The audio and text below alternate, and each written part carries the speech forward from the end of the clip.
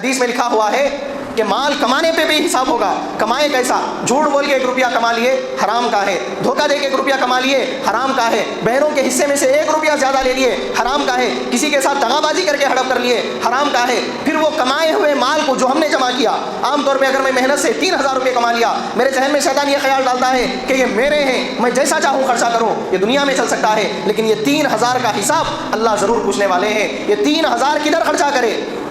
اللہ کے حکموں کے حساب سے خرچہ کرے تو ٹھیک, نہیں ادھر جا کے جو ہے 5 روپے کی چائے پینا تھا 50 روپے کی چائے پی لیا, تو 45 روپے جو زیادہ ہوئے وہ اسراف ہے, فضول خرچی ہے, حشر کے میدان میں پکڑ ہوگی. 1 لاکھ کی دعوت کر سکتا تھا میں, میری حیثیت تھی, لیکن میں جو ہے 10 لاکھ کی دعوت کر کے نام کمانے کی کوشش کرا, تو جو 9 لاکھ روپے میں زیادہ لگایا, لوگ یہ سمجھتے کہ میری دعوت ختم ہو گئی, لوگ کھا لیے, سب ہو گیا کدھر کا ادھر, لیکن وہ 10 لاکھ جو شادی میں آپ لگائے, ایک ایک سکے کا اللہ کے سامنے حساب دینا ہے. لائے کہاں سے تھے, دیے کدھر, کیوں خرچہ کرے اتنا, کیا ضرورت تھی, ہر چیز پر حساب ہونے والا ہے. جو پیسے کے پیچھے ہم بھاگ رہے, یہ گھر ہونا, یہ جائیداد ہونا, یہ پراپرٹی ہونا, یہ نوکری ہونا, اتنا پیسہ رہا تو جتنا زیادہ پیسہ کمائیں گے اتنا زیادہ قیامت کے دن سختیاں ہوں گی. اللہ کے رسول صلی اللہ علیہ وسلم کی بے شمار احادیث ہے, سب سے پہلے جنت میں جانے والے لوگ غریب مسلمان ہوں گے. جو جتنا بڑا پیسے والا ہوگا اس کا حساب و کتاب اتنی سختی کے ساتھ لیا جائے گا. اس لیے ہم سب کو اپنے دلوں سے دنیا کی محبت کو ختم کرنا ہے, اللہ کی محبت کو جگانا ہے, آخرت کی تیاری کے لیے ہم آئیں. یہ دنیا ایک دھوکہ ہے, یہاں کی محبتیں دھوکہ ہے, یہاں کا پیسہ دھوکہ ہے, یہاں کی ہر چیز دھوکے میں رہنے والی ہے. آپ دیکھیے دنیا کے لوگوں کا حساب, جب تک آپ اپنے بھائی کی مدد کریں گے وہ آپ کے ساتھ رہے گا, جب آپ اپنے ہاتھ کو بند کر لیں گے وہ آپ کو گالیاں دیتے ہوئے جائے گا. جب تک آپ دنیا میں تھے آپ کی بیوی, آپ کے بچے یہ بولیں گے کہ ابا آپ ہمارے بغیر ہے ہی نہیں, ہم آپ کے بغیر جی نہیں سکتے. بیوی بولیں گے کہ آپ کے بغیر میں 1 رات نہیں گزار سکتی. لیکن مرنے کے بعد کیا ہوگا؟ وہی اولاد اپنے کندھوں پر لے جا کر آپ کو اپنے گھر میں نہیں بلکہ سوم سام وادی میں, جن کو سب کو پتا ہے کہ وہاں پر سانپ بھی ہوں گے, وہاں پر بچھو بھی ہوں گے, وہاں پر ویرانہ بھی ہوگا, لیکن کوئی اولاد یہ نہیں کہے گی کہ ابا آپ ہمارے ہیں, آپ ہمارے گھر میں دفن ہو جائیے. نہیں, بلکہ سب لے جا کر آپ کو قبرستان میں ہی چھوڑنے والے ہیں.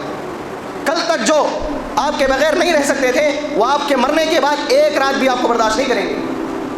بہت بڑی بات ہو گئی 10 گھنٹے اگر وہ آپ کو برداشت کر لیے, لے جا کر آپ کو آپ کے حوالے کر کے آئیں گے. تو کیا ہے ہمارا دنیا کے اندر؟ جب ہماری سانس بند ہو جائے گی, ہم کمائے سو پیسہ اللہ کے پاس حساب میں ہے لیکن ہمارے ہاتھ میں نہیں ہے. ہم کمائے سو عزت لوگوں کو ڈبا کر, لوگوں کو غلط فیصلے کر کے, جو عزت کمانے کے پیچھے, لیڈر بننے کے پیچھے لوگوں کے پراپرٹیاں ہڑپ کر کے بیٹھ گئے. کل حشر کے میدان میں حساب تو دینا ہے, لیکن مرنے کے بعد کیا ہے ساتھ؟ کچھ بھی نہیں ہے. ساتھ آنے والی چیز کیا ہے؟ یہ آخرت کی تیاری ہے جو دنیا میں ہم کو کرنا ہے. اللہ کو راضی کر لو, دنیا ہماری بن جاتی ہے. اللہ کو ناراض کر کے دنیا کے پیچھے کتنا بھی بھاگو, دنیا آنے والی نہیں ہے. دنیا آنے والی ہے ہی نہیں, اس لیے کہ دنیا دینے والے اللہ خود ہمارے دنیا کے مالک ہیں. ہم چاہے جب ہم خوش نہیں ہو سکتے, ہم چاہے جب ہم پریشان نہیں ہو سکتے, ہم کب خوش ہونا اللہ ڈیسائیڈ کریں گے, ہم کب پریشان ہونا اللہ ڈیسائیڈ کریں گے. تو ہم سب کو سمجھنا چاہیے یہاں پر ہماری حیثیت ایک روبوٹ کی ہے, ایک روبوٹ کی. جیسا ایک روبوٹ کی کمپنی روبوٹ بناتی ہے, جو اس کو کمانڈ دیا جاتا ہے وہ وہی کرنے لگتا ہے. اگر وہ اس کے خلاف کر دیا تو اٹھا کر اس کو پھینک دیا جاتا ہے. ہمارا حساب بھی یہی ہے. کلمہ پڑھ لیے, اللہ کے حضور اللہ کے غلام بن گئے, اللہ کے بندے بن گئے, پھر ہماری مرضیاں نہیں ہیں. ہماری مرضیاں اگر ہوتی تو ہم مسلمان نہیں. مسلمان ہیں تو پھر اپنی خواہشات کو چھوڑنا پڑتا. خواہش صرف یہ نہیں کہ نماز کو پڑھنا ہے, خواہش زندگی کے ایک ایک قدم پہ نفس بولتا فجر کی نماز کو نہیں اٹھنا, فجر کی نماز کے وقت جو ہے نفس کو ہرانا, فجر کی نماز کے لیے آنا. پھر نفس بولتا کہ اشراق کی نماز تک نہیں بیٹھنا, گھر کو جا کے سو جائیں گے, نفس کو ہرانا, اشراق تک جاگ کے ذکر کرنا. پھر اس کے بعد نفس بولتا کاروبار کرنے نکلے, چلو ڈنڈی ماریں گے, جھوٹ بولیں گے, خوب کمائیں گے. نفس کو ہرانا اور حلال آمدنی گھر کو واپس لے کے جانا. صبح سے لے کر شام تک, شام سے لے کر صبح تک شیطان سے, نفس سے لڑنے کا نام ہی ایمان والی زندگی ہے. یا ایھا الذین آمنوا لا تتبعوا خطوات الشیطان انہ لکم عدو مبین. اے ایمان والو, تمہارا دشمن شیطان ہے, شیطان ہمارا دشمن ہے. یہ بات دل میں بٹھانا ہے. ہم شیطان کو صرف شیطان سمجھتے ہیں, دشمن نہیں سمجھتے. وہ ہمارا دشمن ہے, ہماری جان کا دشمن ہے, ہمارے ایمان کا دشمن ہے. وہ ہمیں روزانہ صبح سے لے کر شام تک, شام سے لے کر صبح تک اللہ کے گھر سے دور کر رہا ہے. اس سے جنگ کرنا, اس سے لڑنا اور اس سے لڑ کر جیت کر اللہ کے گھر میں آنا, اللہ کے حکموں پر چلنا, یہ ایمان والی زندگی ہے. یہی کرنا ہے. باقی جو پیسہ, جو دولت, جو گھر, جو جائیدادیں, جو عزتیں, جو کچھ ہے وہ مقدر کا طے ہے.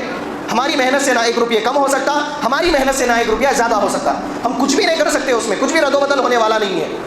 جو طے ہو گیا ہماری زندگی کا، ہم کتنا کھانے والے ہیں، کتنا سونے والے ہیں، کہاں رہنے والے ہیں، کب تک جینے والے ہیں، اس کی ہم کو پرواہ کرنا نہیں ہے۔ ہم کو یہ پرواہ کرنا ہے ہم دنیا سے اس حالت میں مرے کہ اللہ کے رسول دیکھ کر یہ کہے کہ ہاں یہ میرا امتی ہے، اے اللہ آپ اس کو لے جا کر میرے ساتھ جہنم نعوذ باللہ جنت میں ڈالیے۔ قرآن ہمیں دے کر یہ کہے کہ ہاں اللہ یہ میرا قاری قرآن ہے، میں اس کی سفارش کرتا ہوں، آپ اس کو میرے ساتھ جنت میں بھیجیے۔ نماز ہماری حشر کے میدان میں کھڑے ہو جائے، ہماری عبادتیں کھڑے ہو جائے۔ اگر ہم دیکھیں گے احادیث میں اللہ کے رسول نے نماز کو ہمارے لیے سفارش بنایا، روزہ ہمارے لیے ڈھال ہے، قرآن ہمارے لیے ڈھال ہے۔ نبی کی سنتیں اگر زندگی میں ہوں گی تو نبی حشر کے میدان میں ہمارے ساتھی رہیں گے۔ ورنہ یاد رکھیے جس پیغمبر کا نام ہم لیتے ہیں، جس پیغمبر کے ہم امتی کہتے ہیں، قرآن کے اندر لکھا ہوا ہے، اللہ کے رسول خود پارے 11 میں لکھا ہوا ہے، اللہ کے رسول خود بعض مسلمانوں کا گریبان پکڑ کر اللہ کے دربار میں لے جائیں گے اور یہ کہیں گے یا ربی ان قوم اتخذوا هذا القرآن مہجورا، اے اللہ یہ میرے مسلمان امتی میں ان کے خلاف آپ کے سامنے گواہی دے رہا ہوں۔ کیا ہے گواہی؟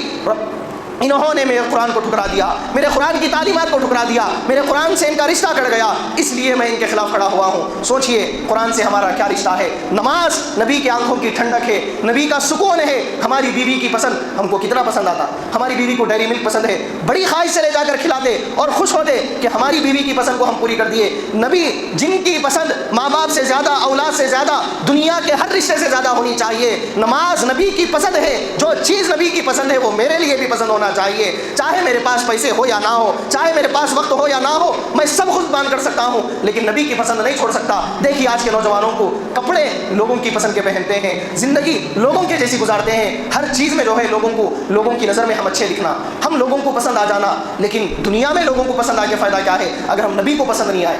نبی سے ہمارا رشتہ کٹ گیا، پیدا ہوئے مسلمان، نام رکھا گیا اسلام اور پوری زندگی گزارے مسلمان، لیکن موت کے بعد نبی ہمیں دھتکار رہے ہیں، نبی ہمیں کہہ رہے ہیں کہ اللہ یہ میرا نہیں ہے۔ ہم سے زیادہ بے غیرت کون ہو سکتا، ہم سے زیادہ بے حس کون ہو سکتا جب حشر کے میدان میں نبی ہمارا دامن ہم سے چھٹک لیں گے کہ اللہ یہ میرا امتی نہیں ہے۔ آج دیکھیے ہم جو گھر میں کر رہے ہیں، ہمارے گھر کی عورتوں کا رہن سہن، ہمارے بچوں کی جو زندگیاں اور ہم جس راستے سے زندگی گزار رہے ہیں، یہ راستہ غلاموں کا ہے یا دشمنوں کا ہے؟ ہمارا دل خود اس بات کا فیصلہ کرتا۔ نبی کے غلام اگر ہم ہوتے، یہ دنیا کے حکومت کے فیصلے جو ہمارے خلاف نہیں آ رہے، یہ فیصلے ہمارے ہاتھ میں ہوتے، یہ دنیا کی طاقتیں جو آج دنیا کی دوسری قوموں کے حوالے ہو گئی وہ طاقتیں ہمیں ملتی، یہ دنیا کی عزتیں جو دنیا کی دوسری قوموں کے حوالے ہو گئی یہ دنیا کی عزتیں اللہ ہمیں دیتے، یہ دنیا کا سکون، دنیا کو حاصل کرنے کا طریقہ۔ کتنے بے وقوف نظر آتے ہیں مسلمان، کاروبار کرنے گئے، ادھر کا لیے ادھر لگا دیے، لاکھوں روپے کا نقصان، کروڑوں روپے کا نقصان۔ دنیا استعمال کرنے نہیں آتا مسلمانوں کو، کیوں نہیں آتا؟ اس لیے کہ نبی کی سنتوں کے مطابق دنیا کمانا نہیں چاہتے، دنیا میں جینا نہیں چاہتے۔ اللہ تعالیٰ سے دعا ہے کہ اللہ تعالیٰ ہم سب کے دلوں سے دنیا کی محبت کو ختم فرمائے۔